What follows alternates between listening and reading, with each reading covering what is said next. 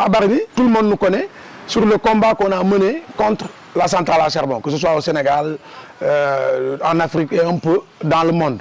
Mais l'intérêt cette fois-ci, c'est l'accompagnement de la Fondation Rosa Luxembourg qui nous a permis d'élargir un peu notre champ d'action sur le département. Nous savons que Bargny fait partie des zones les plus vulnérables face au changement climatique. Et quand on parle de Bargny, c'est Rufisque, Thiawlène, jusqu'à Diokoul. Donc on s'est regroupé à Rufisque avec les autorités religieuses, coutumières, administratives, pour discuter de l'impact du réchauffement climatique sur les communautés. On a visité aussi la digue de protection de Thiawlène. Parce qu'à Bargny, quand on parle des problèmes de Bargny, tout le monde pense à la centrale. Alors que Bargny, comme j'ai dit tout à l'heure, fait partie des 4 zones les plus vulnérables. D'après le plan d'action national d'adaptation face au changement climatique. Mais comment l'État du Sénégal peut classer Bargny parmi les zones les plus vulnérables? Et il n'y a aucune solution d'adaptation. Bargny n'a jamais bénéficié d'aucun programme. Il n'y a jamais eu de plan de relogement. Alors que cette année-ci, les experts de la GIEC, mais on dit qu'actuellement la montée des eaux est irréversible. Donc il y a des gens qui ne peuvent plus s'adapter. Donc je parle sous le contrôle de Maman Yassine. Elle a eu à faire des trous dans sa chambre pour que si l'eau entre dans la maison, qu'il puisse ressortir de l'autre côté. Et elle vit ça au jour le jour. Quand on parle de COP, elle a l'espoir. Elle pense que, voilà, en revenant de la COP, ils vont vraiment nous amener des solutions. Sinon, la centrale à charbon, c'est en 2008 qu'ils ont commencé les études d'impact environnemental et social. Quand on parle d'études d'impact environnemental et social, il y a les audiences publiques. Lors des audiences, toute la population avait rejeté le projet. L'État s'est entêté. Il a coûte que coûte voulu continuer son projet. Les gens sont alertés, ils ont parlé, ils ont refusé de nous écouter. La bataille a été engagée. On a su vraiment fédérer toutes les forces. Nous espérons que effectivement, ça va donner des fruits parce que avec le partage d'expérience, on serait encore plus fort. J'ai eu à présenter quand même sur les enjeux de la COP, les changements climatiques. Donc c'était assez important, c'était dans le cadre mondial, mais aussi dans le cadre du Sénégal, pour voir vraiment quels sont les enjeux. Et aussi au niveau de la COP, réellement, qu'est-ce qu'il faut pour qu'enfin, qu'on puisse avoir des solutions, parce qu'il n'y a pas de solution. On nous parle de 26 ans, ce n'est pas 26 ans, c'est 26 COP. C'est la COP 1 jusqu'à la COP 26. Et il y a des années où il n'y avait pas de COP. Parce que je l'ai dit tout à l'heure, l'Afrique tout entière contribue qu'à 4% en matière d'émissions de gaz à effet de serre. Donc les 96%, c'est les pays européens. Et les projets européens aussi se sont développés avec les énergies fossiles. Et aujourd'hui, on nous demande d'arrêter les énergies fossiles. Parce que la communauté scientifique est d'accord que maintenant, il nous faut aller vers le zéro CO2 pour avoir une solution pour au moins sauver le monde. Si on prend par exemple Bargny-Rufisque, on a plus de l'incursion de la mer de plus de 100 mètres. Si aujourd'hui la communauté scientifique est d'accord sur le fait que maintenant ce n'est plus 2100, on va vers 2030. Là, il y a catastrophe. Il faut remarquer que la Terre continue à se chauffer et que les émissions continuent à monter. C'est-à-dire que c'est contradictoire par rapport aux 154 pays qui avaient pris l'engagement de Paris pour signer dans les contributions déterminées du niveau national pour dire qu'ils vont réduire leurs émissions.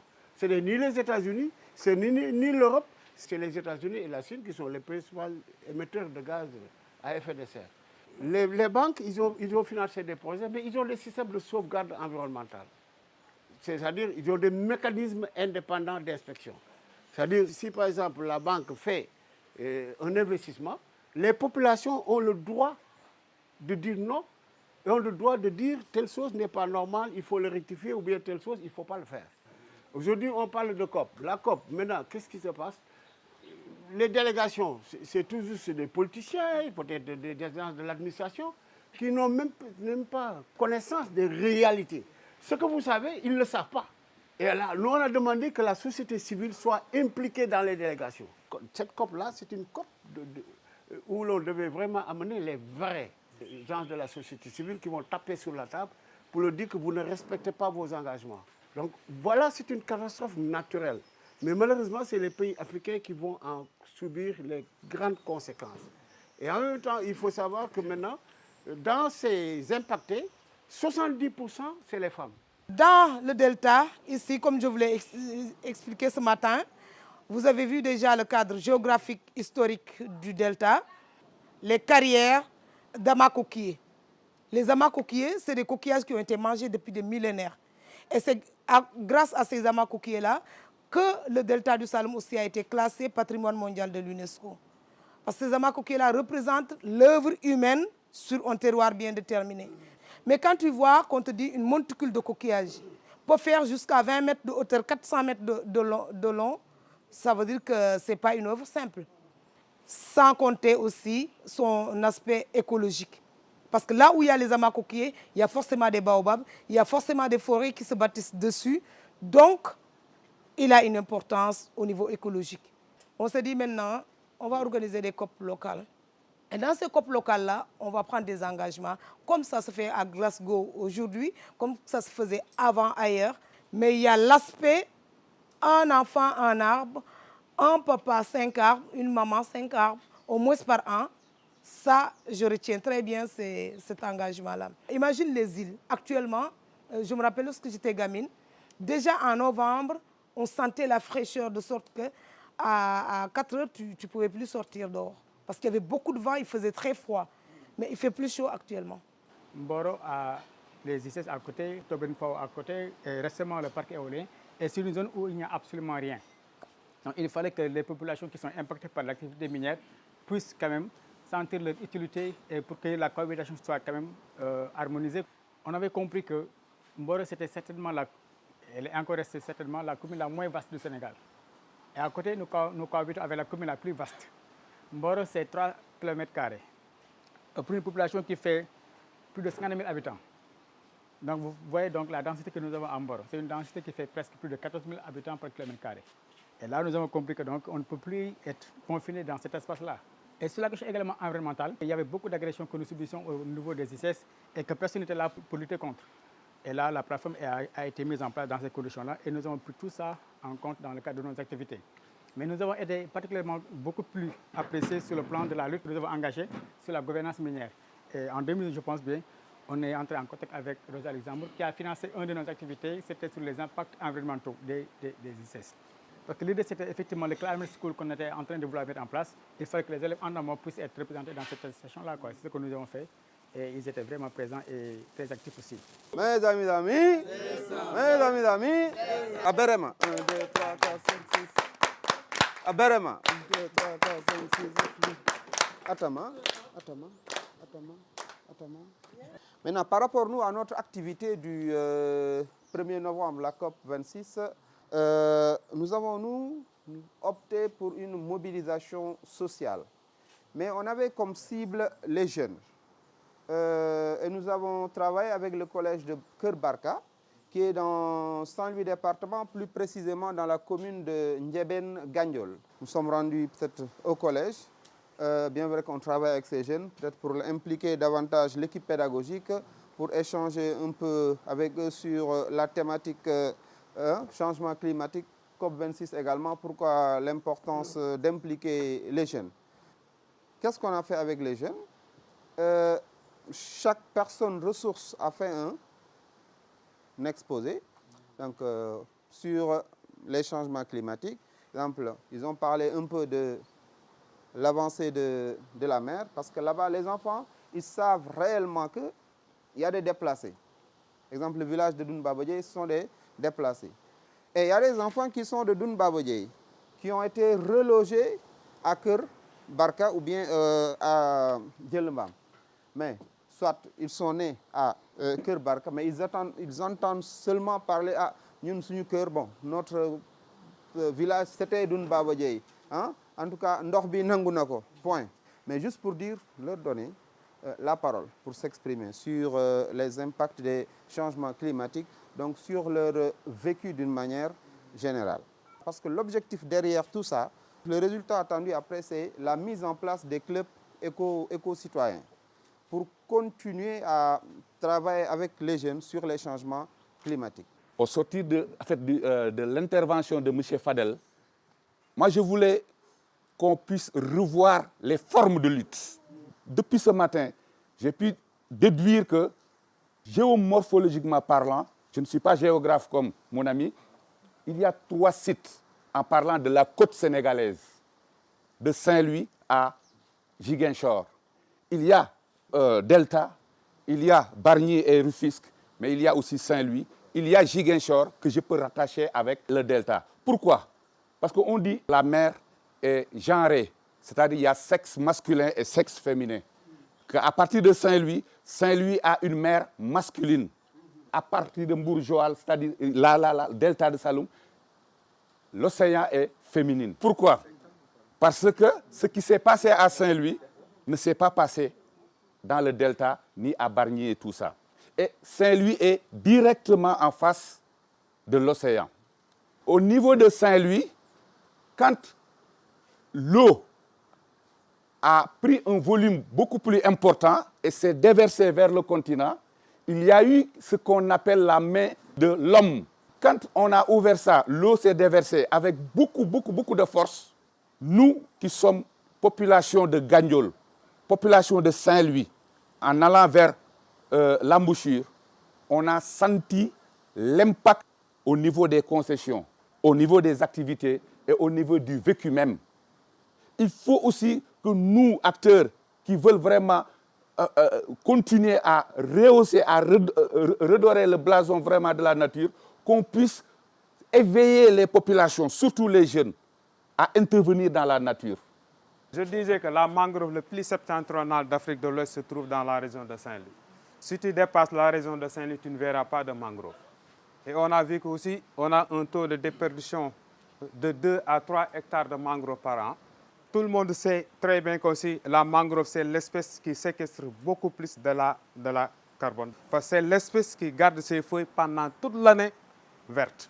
Même si l'eau est salée, plus de 8 grammes de sel par litre, la mangrove prend ça, surtout l'Avicenia, il prend ça, il le transforme par évaporation par ses feuilles, les autres, le rhizophora, par ses racines. C'est une forme d'adaptation. L'Atlantique, c'est une couloir migratrice, que ce soit les cétacés, que ce soit aussi les oiseaux.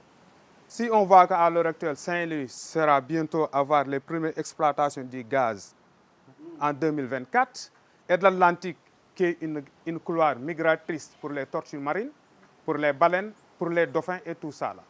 La langue de Barbarie, c'est une zone propice pour la remontée de ces espèces de tortues marines, qui est un banc de sable qui se situe sur une centaine de kilomètres depuis la Mauritanie jusqu'au niveau du Sénégal.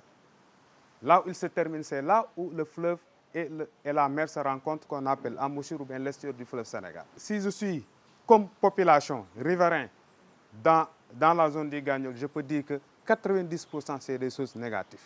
Parce que lorsque la brèche a été mise en place, le village de Dounbaboudié qui existait 5 siècles a disparu complètement. Toutes les terres cultivables que les populations faisaient de culture de cru et de décrue, ils ne peuvent plus le faire parce qu'il n'y a plus de remontée d'eau douce dans cette partie. Le seul avantage que les populations y gagnent sur l'ouverture de la brèche, c'est qu'en 2008, il y a l'apparition des huîtres et des arches. Que les femmes commencent à s'activer toute l'année. Ça, c'est des avantages que la brèche a amené. En plus aussi, dans le passé, les pêcheurs faisaient 30 km pour joindre la mer. À l'heure actuelle, à 2 km, les populations de Gagnol puissent prendre la brèche pour aller en mer. Ça, c'est des avantages uniquement concernant la population.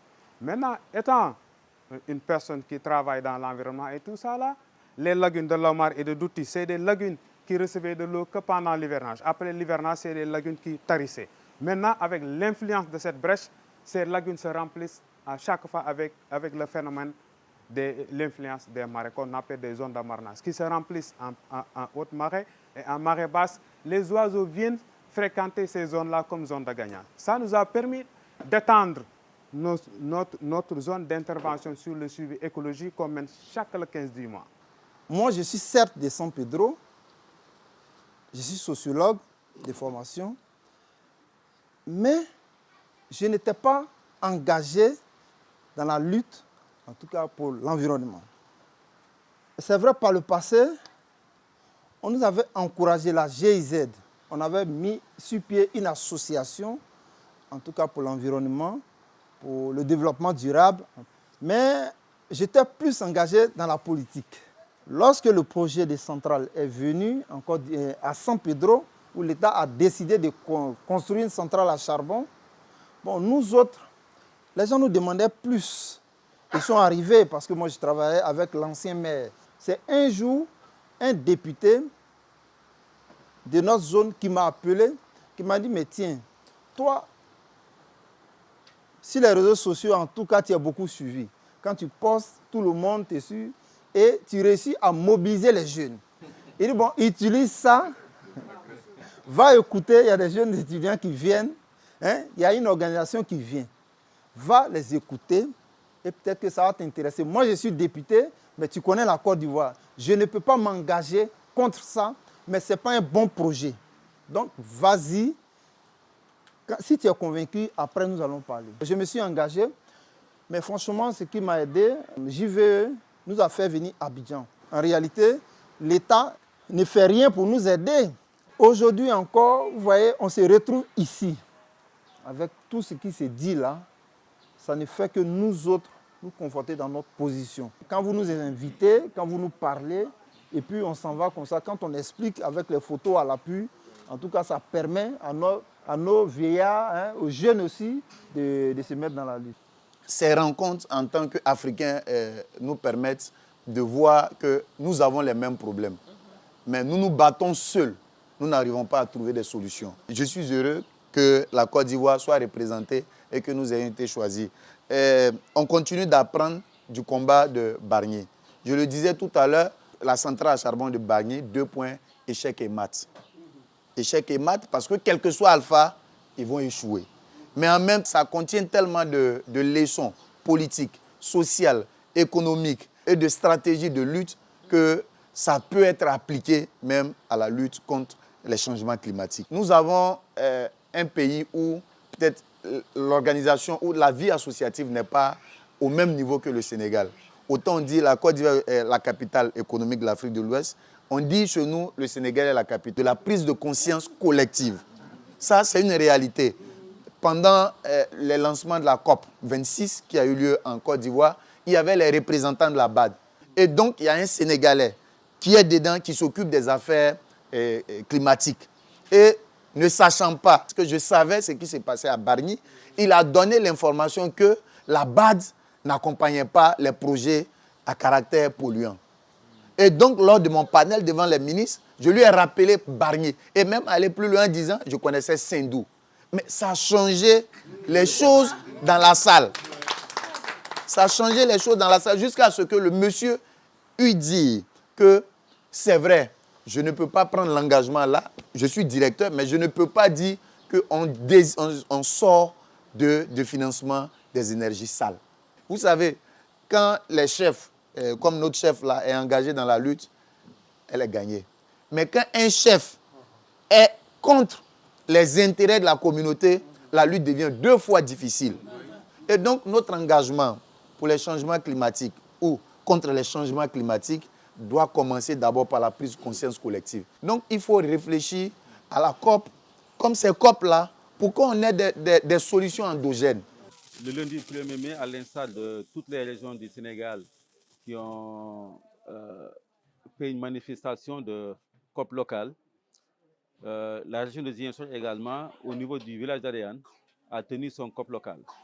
Un COP local manifesté sous forme d'un sitting. Un sitting pour montrer combien les effets néfastes du changement climatique ont pesé et continuent de peser sur nos épaules. C'est pour cela qu'on a lancé un appel fort à l'endroit des décideurs de ce pays et également des décideurs au niveau mondial qui, au niveau de Glasgow, se sont retrouvés cette année-ci pour la 26e fois, après plusieurs COP, pour échanger sur les voies et moyens d'atténuer les effets néfastes du changement climatique. Nous avons tenu ces activités pour leur montrer que ce qu'ils font dans les 4 murs au niveau international ne reflète pas souvent ce que veut la population locale, les véritables victimes de ces changements climatiques. Au niveau de Ziguinchor, la région de Ziguinchor, vous allez dans les îles Nyomoun, Djogé, Karabane, toutes ces îles sont menacées de disparition. Djembereng et tant d'autres îles.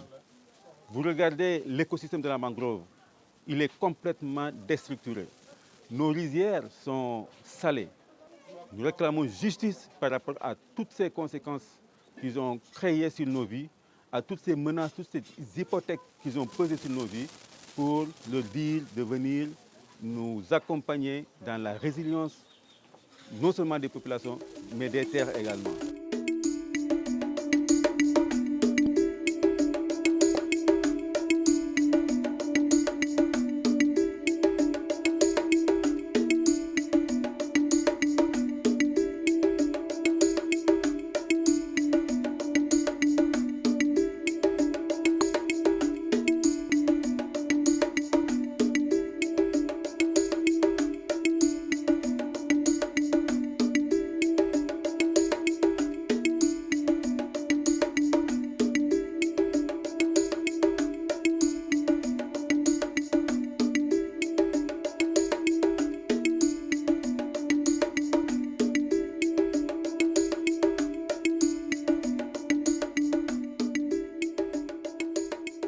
dëkk bi ñu embarqué mooy Jifeer dëkku séeréer la boo xamante ne dafa am ay autochtones yu fi ne pratiquement toutes les races du Sénégal existaient là-bas. napp traditionnelle la ñuy def fii nii jusqu'en 2012 Jifeer faisait chiffre d'affaires ci Sénégal au minimum 6 à 7 milliards. On faisait des débarquements jusqu'à 20 000 wala 30 000 tonnes par an. Parc piroguier bi c'est 836 pirogues recensées. Les déclaré li ñuy dox nii ak li ñuy wax nii ñun ñii nga xamante ne la certes mu ngi ñuy impacté ñun ñuy dëkk ci riverain bi mais mu ngi impacté ñeneen ñi nekk fee parce que tey kii nekk fee waroon jën téeméer dina ko jënde 1000 francs donc kon mu ngi impacté ci poosam. Jifeer amuñu woon pratiquement xamuñu woon mbéy napp kese la ñu xam. Sambou dafa waxoon ne fii duñ fi mos a def état du fi mos a def investissement parce que géej gi da koy jël li liste rouge lañ ko yóbbu. Mais yàlla dimbali nañu avec l'avènement de l'autre là Jean-Maxime Simon Ndiaye moo fexe ba tali bi yegg si fii bi mu nekkee ministre conseil du président. Cette île-là, qu'on appelle Jimsan, c'est une île traditionnelle qui était le grenier du Saloum. Jusqu'à ce que le raz de marée là, de 87 coupe Jifeer et Sangomar, les populations des îles se nourrissaient ici. Ils venaient pendant la saison des pluies s'installer ici dans toute cette grande île-là. C'est une grande île aussi grande que l'île de Sangomar qui pouvait nourrir au moins 10 à 20 îles. Mais là, actuellement, ce n'est plus possible.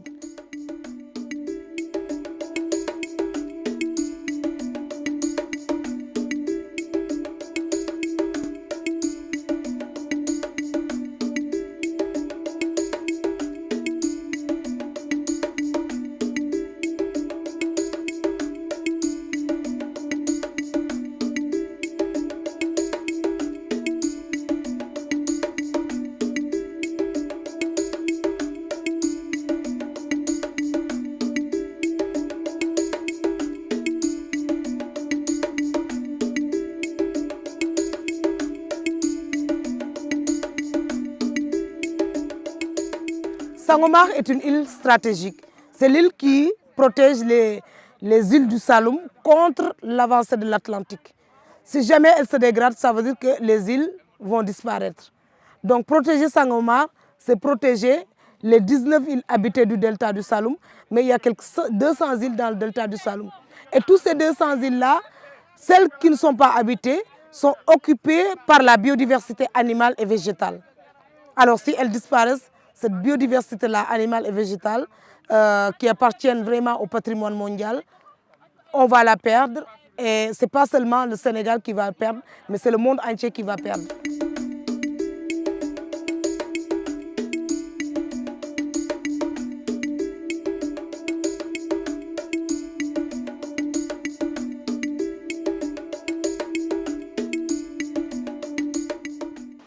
50 ans, nous vivons ce sort.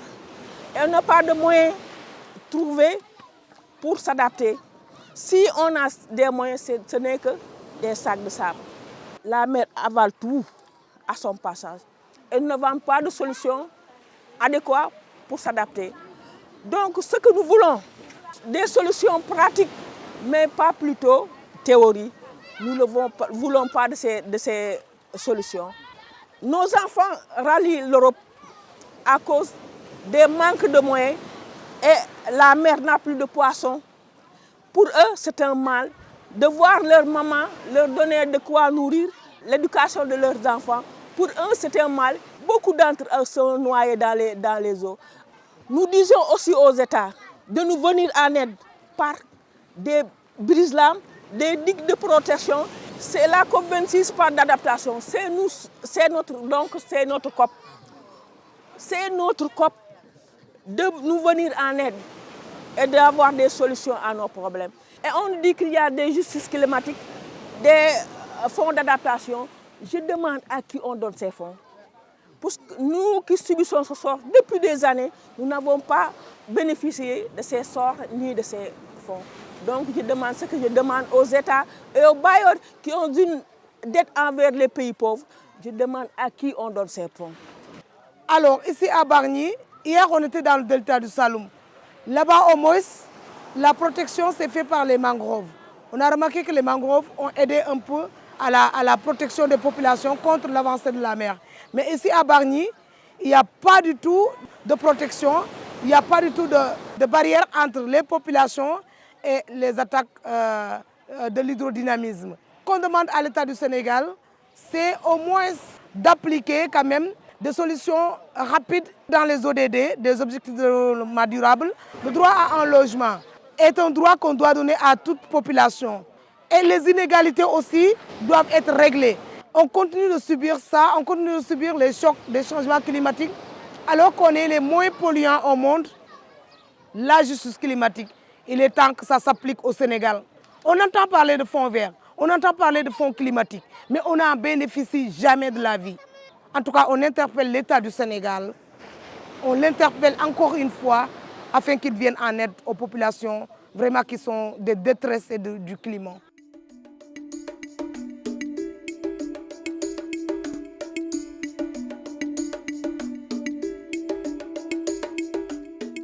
Donc nous sommes devant la centrale à charbon de Bargny, qui n'a pas respecté les normes environnementales et sociales, parce qu'une centrale à charbon ne doit pas être près des populations, ne doit pas être près d'un cours d'eau, ne doit pas être près d'un poste de santé, d'école. Et tout ça tourne autour de la centrale à charbon.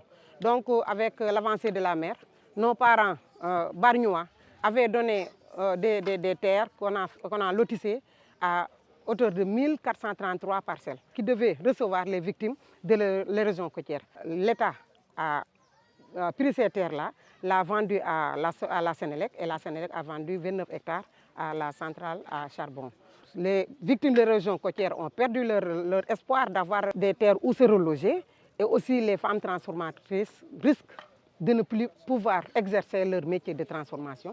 Avec la coalition Aar Sa Momeel, nous, en tant que population, on est en train de faire notre COP à notre manière.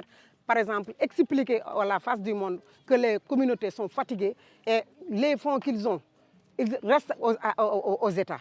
Et ces fonds devaient être alloués aux victimes de l'érosion côtière, aux victimes du changement climatique. L'État doit accompagner les populations à s'adapter contre l'avancée de la mer. Laisser les centrales à charbon. Le soleil, on a 365 jours sur 365 jours. Il y a les éoliennes. Aussi, il y a d'autres manières d'avoir de l'électricité sans exploiter les énergies fossiles.